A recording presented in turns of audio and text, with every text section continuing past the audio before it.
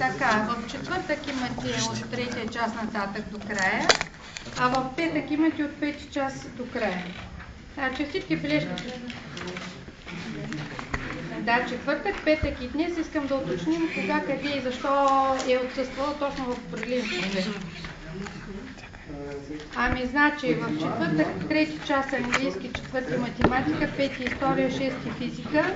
Това са отсъствията, а в петък има биология, физическо, да, от биологията и от физическо.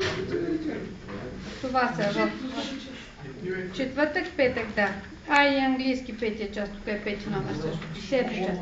Значи биология, физическо, английски. В четвъртък има от трети част до шестия и в понеделник днеска си е заминала след четвърти част, т.е. пети част география, биология и част на класа.